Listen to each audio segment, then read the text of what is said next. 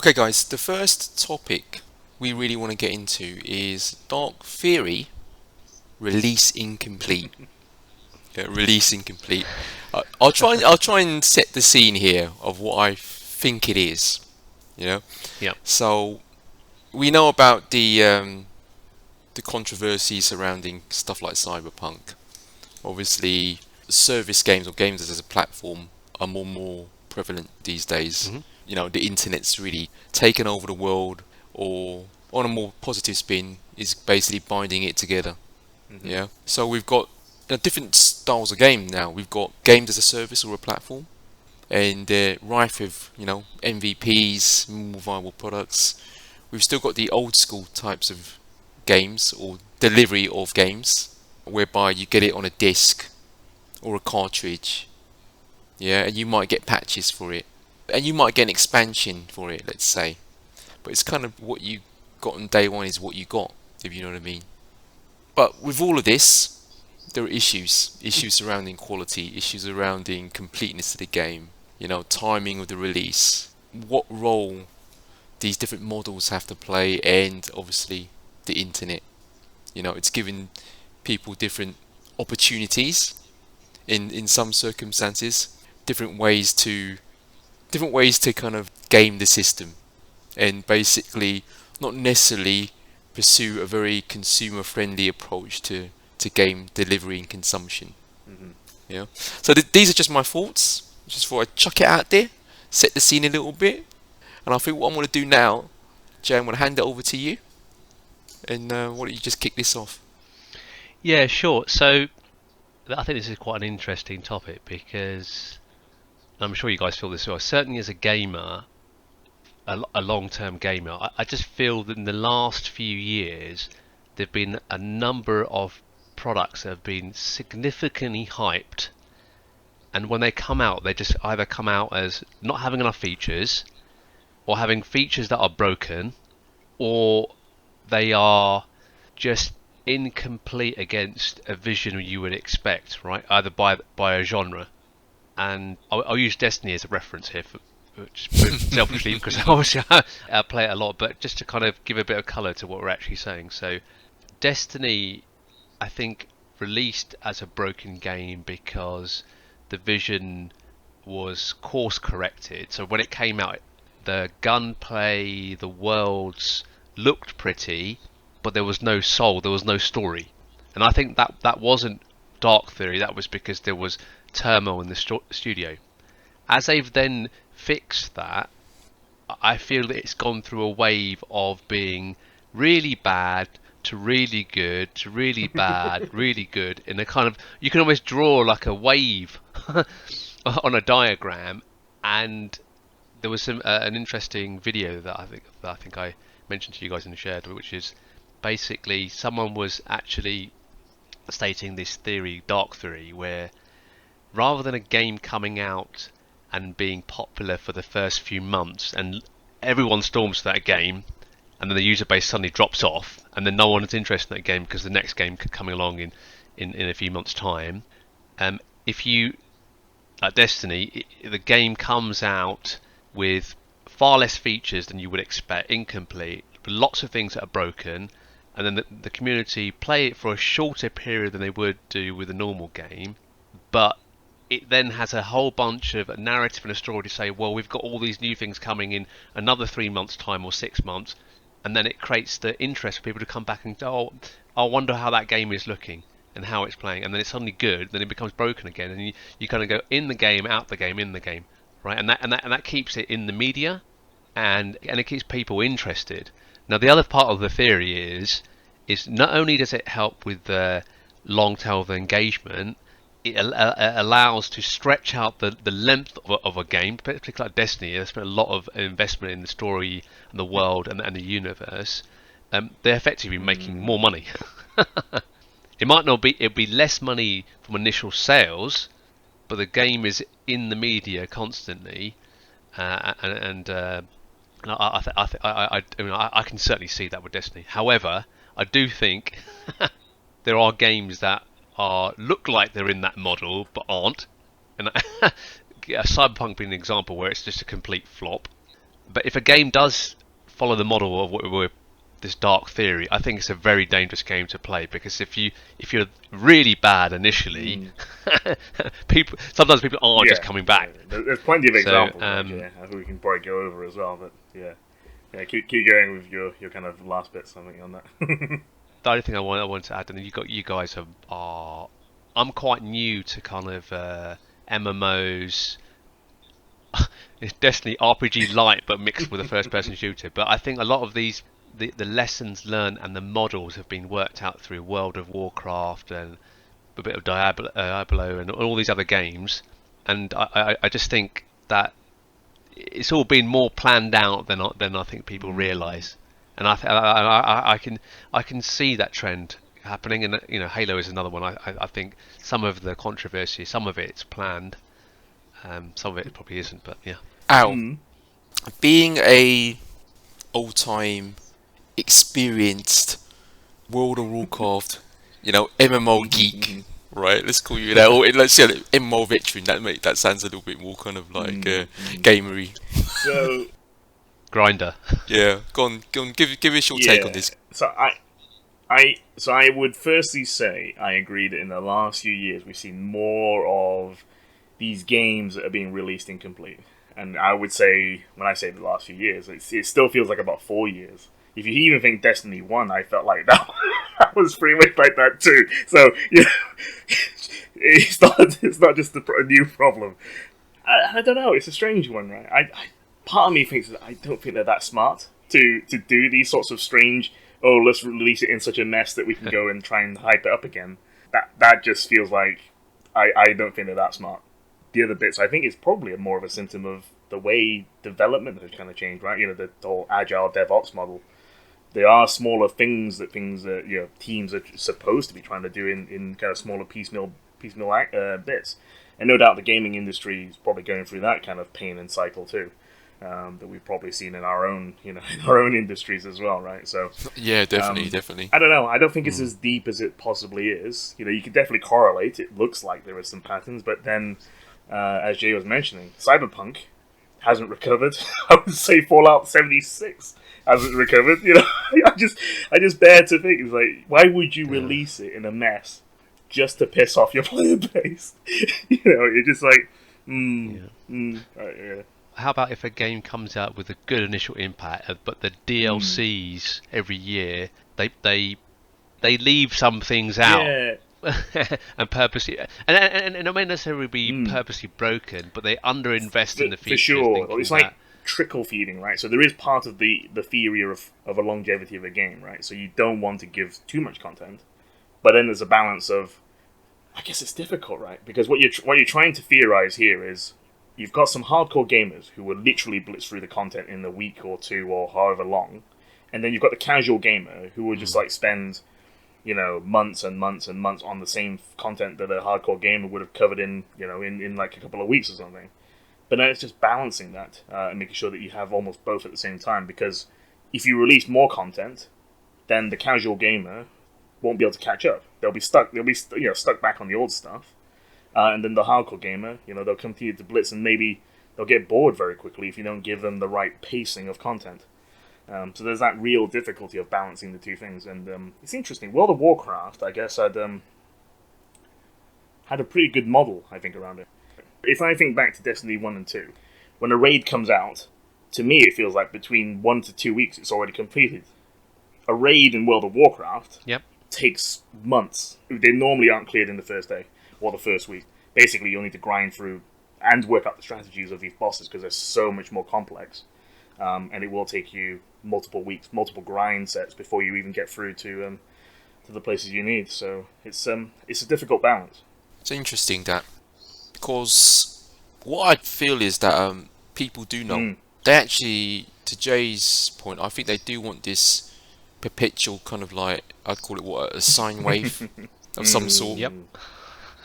Don't confuse this with having a roadmap and planning your peaks and troughs and kind of working out when you might get the next bump up in revenue with producing a competent game or feature. Yeah, because as we know in development, right, you might be working on a feature and either you realise that people that you're delivering it to don't want it, or they don't like it, so you hold it back, or it's not working, you can't deliver it. So there's an element of that. But I actually think specifically for games as a service and games as a platform, I do think they plan it out. I do think they have got this roadmap in mind, and I do think this is tied back to keeping the machine going, their cash flow, revenue streams. Yeah? Yes. And I do actually think there is value for games as a service to at times have a drought, Oh yeah.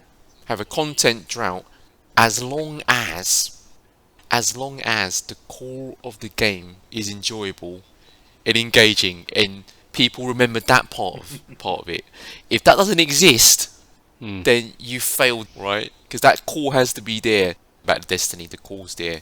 Warframe, the core's there. You know, I'm guessing Warcraft, you know, World of Warcraft, the core's there, and some of these other kind of fantasy MMOs that I've played. So you have that initial kind of core foundational hook, and then you kind of build everything that's around it. And it might be the lore, it might be just you know, the missions, the additional content, but you've got all of that. I think it would be shrewd for any games publisher studio to be thinking along those lines, especially for something that you want to have you know, a 5-year lifespan. Because at the end of the day, guys, when it's all said and done, we've got people working on these games, and they need to make a living. Sure. When it's all said and I done. don't think they. Okay, so maybe I would just say that yes, releasing without certain features at day one makes a lot of sense to trickle stuff through. But releasing something broken is obviously I can't see them planning that as a particular thing. Yeah. I think that's a different problem though. You know, when I see a game as a service, you know, like Warframe's a case in point, right, where day one versus current day, it's completely different. But the core of it's still there, and you know, I don't think that thing was released broken, but it was just quite bare. Yeah. Yeah, I think there's I think as a gamer, if you're really passionate about a live service game and you want more content and there's not enough, I think it's quite easy to find excuses and point the finger. And I think what you just mentioned, Joe, as well, it's a business at the end of the day, right? And they're probably, you know, it's an interesting topic. Do I believe in dark theory? Probably not, but it's an interesting topic. But I think, you know, any studio would be mad to release a broken feature. I do think that, let's say, in a sandbox of a first-person shooter, they might not balance everything perfectly. For sometimes a bit of experimentation to see what happens, but also in 1 month, 2 months time they can release a balancing patch, and that also creates that another bit of interest. Let me go and check it out, and I think at that level it probably does happen. So not broken, you can't play the game, but broken in terms of balancing, it probably does happen. Whether they make more money off this cyclical cycle, I think that's a given, isn't it? I think if you've got the core base, like you're saying, Joe, I think it's clever to have ups and downs, because, you know, if the community's passionate about something, if a game has like a bad season, and they might have a bad season on purpose, it creates lots of conversation. People come on, oh, what about if we have this, and maybe we should do it. And as a gamer, we're excited to talk about those things, right? I can imagine them saying, right, let's make this a bit of a downer season on purpose, not only because we can shift the good content later down the line, but it also, let's artificially create a dip in the community, but only for a short period, because it's in our interest, and let's get the fire going, the conversation going. I think those kind of things do happen. Yeah, I mean, it could be a natural thing as well. I mean, when you pull the blinds down to kind of get on with the next piece of development, you kind of almost hand over to your marketing machine, and let it stir up a little bit interest, and that's a cycle. And I mean, game as a service also seems, in my mind, with these big updates and the next season, they're almost following a release cycle of their own, but internal to the platform itself. Yes. And people who invest in the game want it to be fixed. You know what I mean? Yeah. There's a group of people who play these games who, it's not about necessarily getting new features or a new level or a new character. Please fix our game. That's what they're saying. I've only recently noticed that, because obviously being quite an old school gamer, Back in the day when I used to buy a PC game or a console game or whatever it may be, that was it. It's either poo or it's not. Yeah, you wouldn't There get ain't no patches. we're gonna You wouldn't fix get you. patches. You get literally the thing that's on the disc, and that's it. Correct. Correct. On occasion, right, you would get some of the developers or publishers who release a new version of something, and they would push that out, or a regional version of a game. You know, the Japan version would be better than the European version, or the US version might be better than the Japan version, and all that kind of stuff. You get that, but it would never be. You have a group of people sitting there. We need to get this fixed. Where's my Twitter account? You know, Yeah, exactly. you know. I was gonna say on the content drought and stuff like that. I think maybe on the kind of subsequent one, I'll step you through the sort of Genshin versions and the timeframes of them, and how some of them were dry filler content, as we called it. And it's happening again. But there's things in there that's almost like actually the people that have been playing it have actually been burnt out because they've had too much content, and they're kind of like they're pretty much actually probably going to stop for a while whilst Genshin sorts itself out for a bit. So I was just going to say, I heard another podcast that Genshin made $2 billion or probably pounds. 2 billion. It was more combined than all the other Correct. the And live I'll show service you games. I'll show you the Combined. patches. All the other Yeah, live service I'll games show you- combined, it's made more money. Well, how in long one did year. that In 1 take? year. It's been out for 1 year. Wow, 1 year. Yeah. It's 1 year. They've been making millions and millions per release, and it's interesting. I'll show you some of the charts that they've got on the sales, and it basically aligns to the characters and the patches. And you'll see that some of them have piqued people's interest, and there's a gap, and then there's another one that will just pique people's interest, and it will keep going. But yeah, I think the Genshin community are quite burnt out. Yeah, it'd be interesting to see what happens next. I think with Genshin. Makes you wonder if these these peaks and troughs are really aligned to development cycles. Well, I will say Genshin. The problem with Genshin at the moment, I think, is that basically because it's a global thing, it's basically celebrating holidays all the way around the globe constantly. So it's like, Halloween's just around the corner, so there's a Halloween event. Oh, Christmas is around the corner, there's a Christmas event. Oh, it's a spring event, summer event. Oh, it's just constantly things happening, and they're having to develop content for it every single time. Yeah, Interesting. I was going to mention this before when we were talking about the Dark Theory. I think I'm going to use Destiny again as a reference. I get the feeling Destiny and they've said it themselves actually, that it's got a rhythm, the sine wave, with much lower expectations. They've taught the audience, we're not going to release these big content. They've said it out loud. Its longevity is being built by the studio. People in the studio play the game in their own evenings, in their own spare time, and I imagine a lot of these live service games are built by people who do that, because for you as a developer to keep building, and you have to be really passionate about those games. If it lasts 10 years and you're going to come up with fresh ideas, you have to be playing it in your spare time as well. I just, which goes back to me saying Dark Theory. I don't think it's probably a thing, but it was an interesting thought experiment, I think. It's a way to label the negative outcomes of some of this, because maybe that's all it is. The intention is not really to go out your way to do some of this stuff, but as an organic consequence, because you have developer time, and they're going to have their ups and downs. Like Al said, you have players who get burnt out, and they need a bit of rest to recoup and then reinvigorate so they can come back to the game. Yeah, and those are kind of natural things that they're healthy. That tend to They're happen. healthy as a gamer, not to play the same game, because it becomes a job, and I think that's where because Destiny is the first game that I've ever played in this kind of RPG space. I've never been interested. If I saw a game with numbers on it, I was like, I'm not. I just switch off. But then since I've been playing Destiny, I've looked at like kind of the smaller RPGs on my Switch, and I'm interested in them now because I've got a flavour for it. But just coming back to what I was saying, is having a break from Destiny, sometimes a few months or 3-4 months. When I come back, I really love it because the core is solid, like you were saying, Joe. And I've gone away and either not played games or played other games, and I think that's a really healthy thing to be a long-term gamer. Yeah. And on the Dark Theory thing, I wonder if they also plot out other game releases Yeah, that of course they interrupts do. their cycle as well. Because you imagine, a particular AAA game or something that's very popular on the market that's of a similar style of your game. No doubt that will normally drag people's attention away from it, which then, are they planning for that? I don't know. Are they even keeping an eye on it? I would hope so. They absolutely keep an eye on it. 100%. But Absolutely. I still, I mean, we're going to go to another topic here, but I'm still surprised by how many games come out close to their competitor within a few weeks or the same type of game.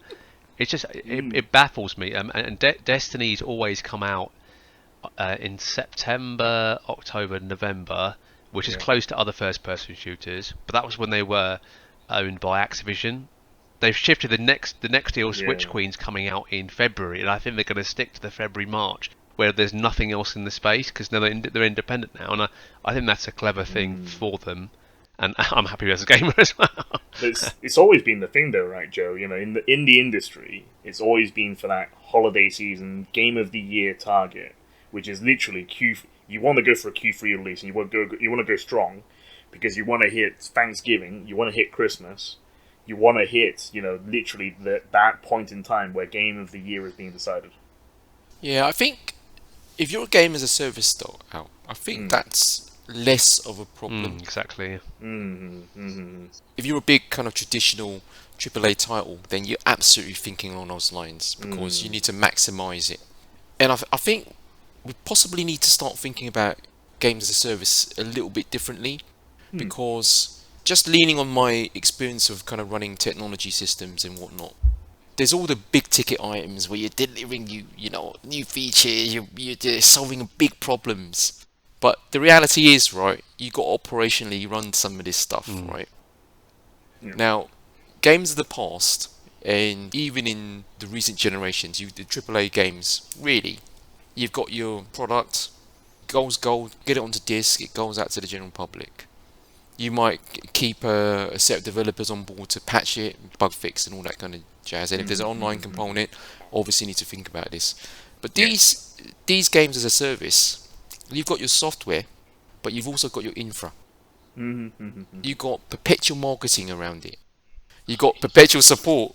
Infra is an interesting one because it doesn't always have to be dedicated servers. It can actually be peer-to-peer, which I think was what Destiny actually tried to do at one point. But then I think people started to realize it had huge amounts of lag implications, and I think they reversed it. Because there was a small period of time I remember PvP was peer-to-peer, and I was like, ooh, you don't really want to do that. That's going to be rife with cheating. It still is. Is it? PvP has always been so, peer-to-peer, and the tick rate. I'm not that technical, right? But the tick rate I understand is not that great compared to other first-person shooters. But it suits the nature of the game because it's bombastic with big explosions and it's not COD. It works fine, right? Yeah. But the PvE. Sorry, I had a bit of a brain fart there. That's kind of a hybrid. I understand.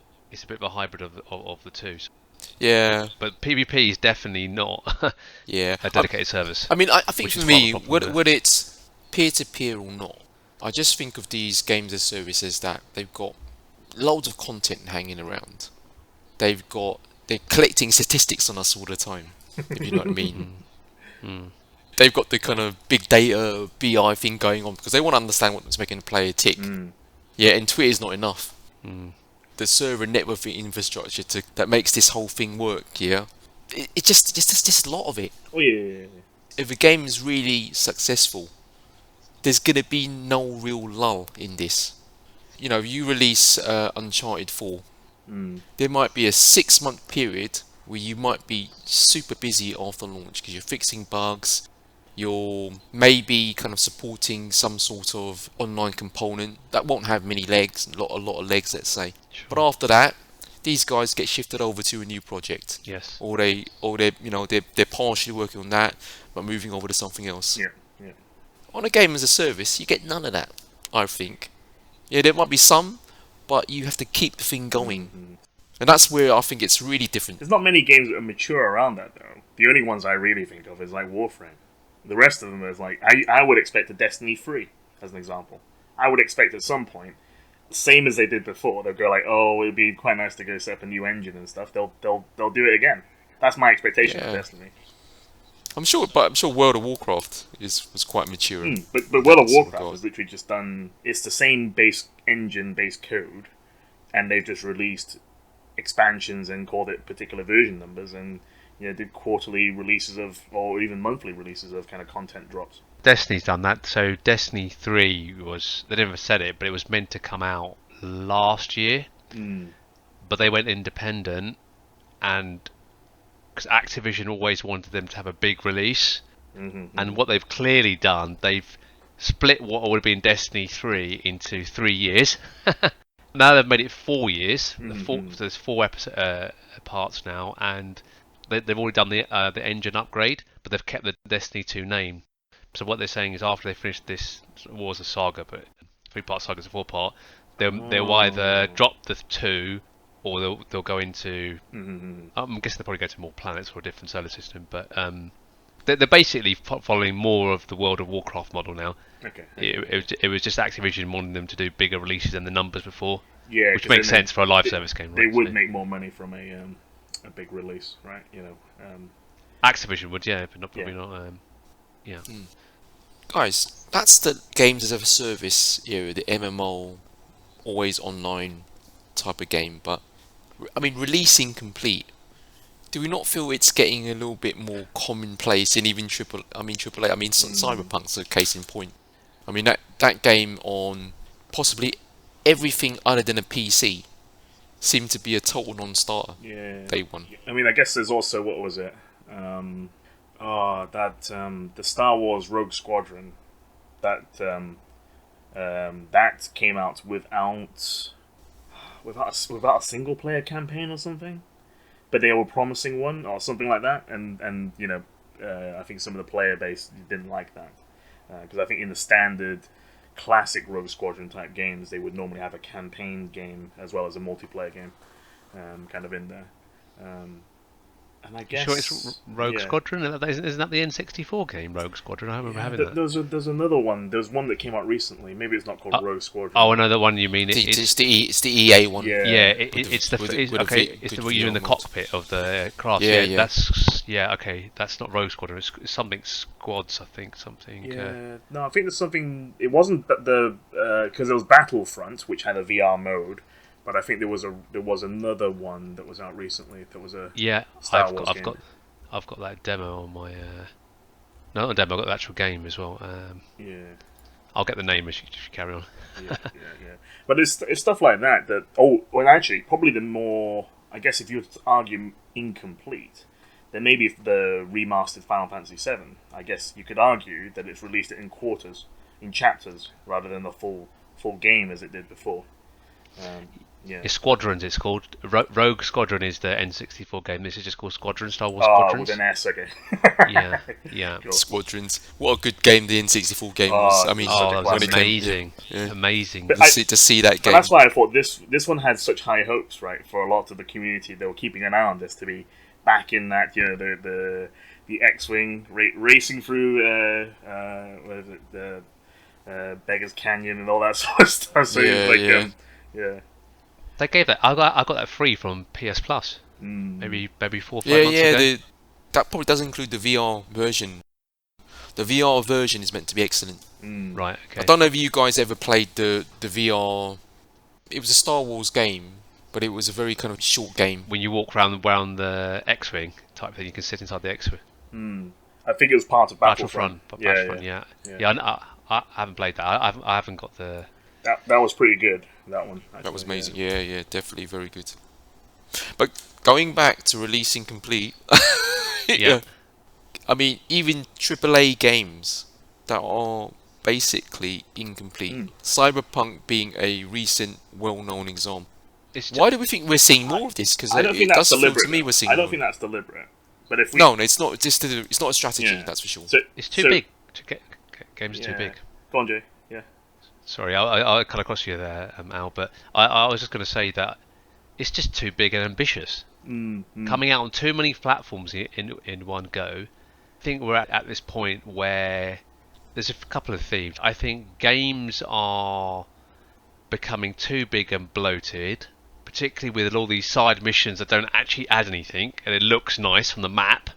And I think Cyberpunk is one of those that it's just they just try to make the world too many paths in what you can do. So therefore, you got to build more, test more, and hence why it's all broken. You know, it's similar to how we had the middle market, the gaming market, just kind of drop out a few years ago, where now we just have the big studios or the indies. I think the big studios is going to go into this period of just being cleared out, and I suspect, this is my theory, that's why a lot of these companies are, particularly for Xbox and Game Pass, wanting to be bought out. I mean, Xbox now is Eidos and I can't remember the other studios now. Who made Tomb Raider? That was Eidos. Yeah, you're thinking Bethesda, Yeah. the main Bethesda. No, there was studio. there's I forgot the name of the studio now, but the initiative making Perfect Dark.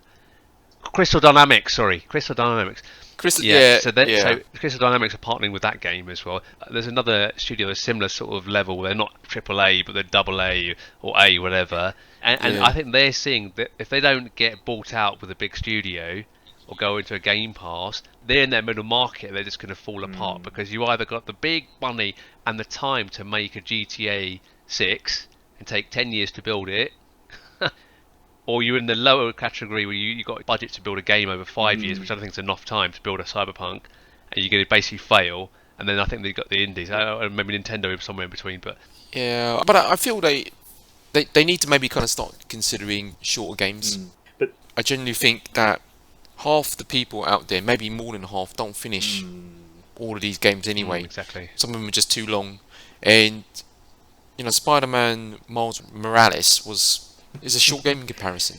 This is what you want to strive for, like cheaper to make, shorter game, Full price though. still hits the mark. There you go. I mean, like the publisher and studio still making the money out of it, right? yeah, so I was gonna say on the darker end, The margins, it's about on margins. the darker end of the back to your dark theory, I would say that, well, actually, they're probably releasing Incomplete so they can release a DLC, you know, literally just around the corner or something, right? So there's a lot of, I've definitely seen a few of those practices where you've gone like, you literally just released the game and now you've quickly announced the DLC straight off the back of it. You've already got it complete, right? Why haven't you released it as part of the game? That's one of those things. It's like I think our definition of incomplete, or even to a degree, what constitutes a game that's broken, if you know what I mean? Because Cyberpunk, you know, based on that podcast we did, Howard, I actually brought up the documentation around the releases, and I remember I did a kind of like word count, and it said crash so many times in that document. It was unbelievable. Yeah, I'm not sure about unplayable, but certainly it would detract from the experience. That's definitely it. And I also heard that there were lots of bugs in the recent Ratchet and Clank. Returnal seemed a bit buggy. Really? Yeah. Doesn't come. Yeah, I heard it was a bit buggy at launch. I tell you what, it's going to be buggy. Battlefield 2042. Yeah, I've kind of heard that's It's been like a bit flaky. the textures on the ground just suddenly just went for a whole match. It's I'm not going to speak too long. It's a beta. Yeah, it's going to come out broken. it won't be as bad as Fallout 76. I'll tell you that. Jay, if you've never seen the compilation of the mess that it was, I'll send you a video. Yeah. I've seen Skill Up do a little bit of it as well. Well, this is I'll send you the link, but there's basically a compilation by a guy that calls himself the Internet Historian. So basically, he catalogues it as end to end the whole fiasco that was Fallout 76. It's becoming normal though. If you're creating a new game, or you're significantly ripping out your engine or whatever, like a FIFA coming out seems to be okay. COVID or not, Battlefield is just a PvP, right? And they're reusing some of their old maps. I've got some new ones, but there's some fundamental stuff in there. Like, you know, you fall out of a helicopter or you crash a helicopter, and then you're skating along the ground for like 20 meters. Or the ragdoll animations are just completely just all over the place, and I don't understand, because some of that should really be at least reuse some of the stuff from your old game and then not add the new tweaks to make it better, not have it completely broken. That's where I think maybe games technology and what's used in game isn't as commoditized, if you like, as we'd think. I mean, the engines, but you build on top of the engine. It's just like saying that you kind of you have a database on Oracle or MySQL, or you're running your application on AWS or Google Cloud. But in-game kind of like software for AI, for physics, you can't always transport it or migrate it from one game to the other. Yeah. There's so many things they need to test across CPUs, OS, and graphics card, plus drivers. Actually, I guess some people don't even update their drivers, so they're probably on an old version that's probably going to kill it. There are elements of that. PS5. Elements of that. It's a hot mess. But Jay, to your point, games are becoming stupidly complex. Sean Layden was talking about the amount of investment and money you need to make a game where you have hundreds upon hundreds of people working on these games. Hundreds upon hundreds, Who tracks all what these people are doing? What's the glue with all of these people doing what they're doing? It must be a huge challenge if you're a producer or a project manager or whatever it is that takes to kind of glue these people together. It must be a huge challenge. I think Nintendo have got it right, where they're not doing the hardware arms race. They're not doing the arms race for the best game engine, the best physics. They're sticking to good, fun gameplay. I think that's been lost in some of these AAA games, and I think there's going to be a little bit of rebalancing of people failing and going, well, rather than having the best new engine, the best graphics, and all these side missions and all these extra facial animations which everything else makes it infinitely more harder to test, they're going to have a bit of reality check, and they're going to have to go back to just focusing on just having stuff that's fun, because that fun element gets lost in some of these games as well. Yeah, no, I agree. But I also think that there needs to be a rebalancing of expectations from publishers and to a degree platform holders. I just think the expectations of maybe development studios is perhaps a bit too high, and the time given to them is also a bit too much, or too little, I should say. And the pressures to get a game out on time, because I mean, what I understood about developing a game, I mean, a friend of mine who's creative director on a really well-known actually studio that you guys would know, but I'm not going to say who he is, and he's worked on AAA titles and that sort of thing for the big consoles. Well, what he used to tell me is that his company used to survive game on game, so they have to deliver the game, and the money was fronted up by a publisher or a platform holder. But after the game was done, the next pitch would need to go out for the companies to survive. And there was a constant cycle. Hence, you have companies who want to get in bed with some of the platform holders or big publishers, or get onto Games Pass, that sort of thing. Because there's a constant churn. So there's all these pressures.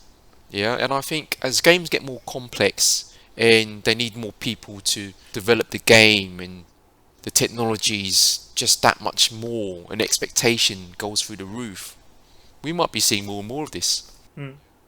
Yep. We might be seeing more and more of this. And I think COVID has brought it out of the wash even faster.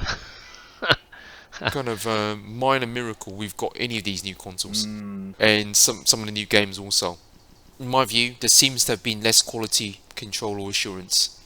They've done enough, if you know what I mean, and they've relied on the internet or being online to save their bacon, and the fact that everything gets patched these days. Good or bad, your game's getting patched. Your system, your console's getting patched. PCs are perpetually getting patched. That's normal. So you're getting a little bit more of that. It is quite irritating to almost on a weekly basis getting patches, and I think the new systems are quite good in terms they actually do update offline, whereas a PS4 sometimes it did, sometimes it didn't, and you come back from work or doing whatever you want to do, and then you're like, it hasn't bloody downloaded the update, although you have a fast connection, some games just still It's lucky we're not update back slowly. in dial-up days. You I know. remember leaving my machine So, on yeah, I overnight don't know. just to download It's, don't know, a couple of I was hundred talking meg about files. acoustic couplers the other day. You remember those things? and that's the thing with the live service game, they just don't work. If they don't have the latest patch, forget it.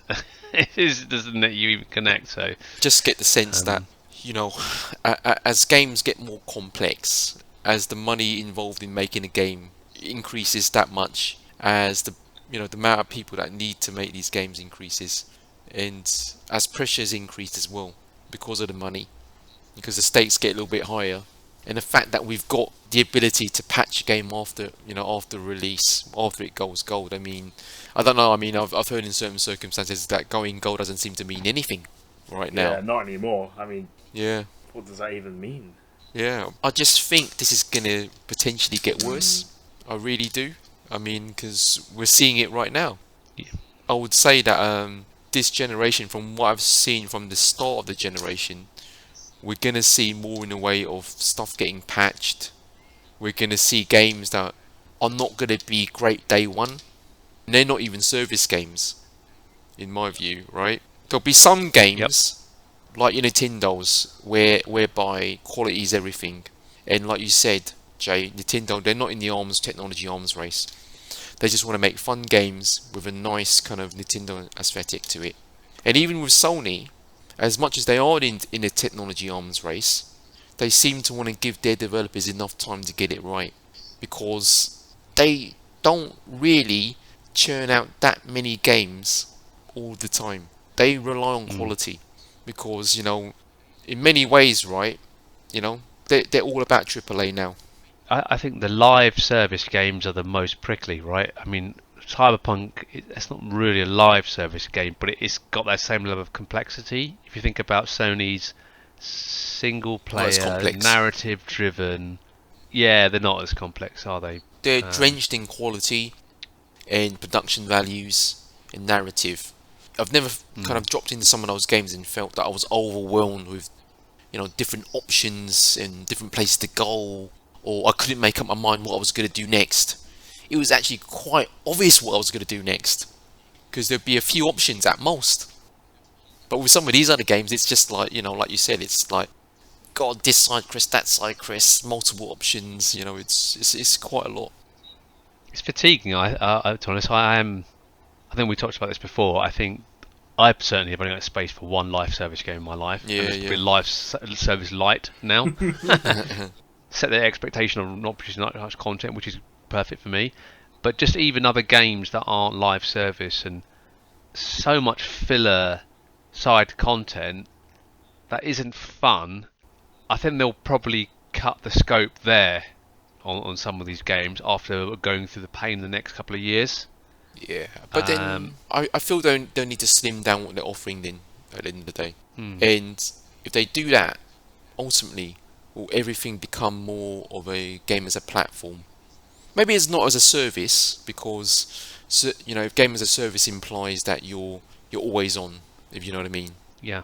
But maybe a game as a platform, you build this core game, and then you might roll off specific new features or That's what expansion Assassin's here. Creed's doing, right? I think Yeah, they're stuff- making it to Yeah, a platform. they're all doing it. So especially a lot of the Ubisoft Yeah. ones as well. Pro Evo is eFootball, Yeah, which yeah. is rated the worst game on Steam with completely broken everything. Oh dear, dear, oh dear. And guys, I think with that all said, we've kind of gone through the whole release incomplete topic now. Let's be honest, gaming as a service, here to stay. AAA games, here to stay. But maybe let's try to be clear on the roadmap, be honest about the quality, and do right by the gamers as well. Let's move on to the next topic.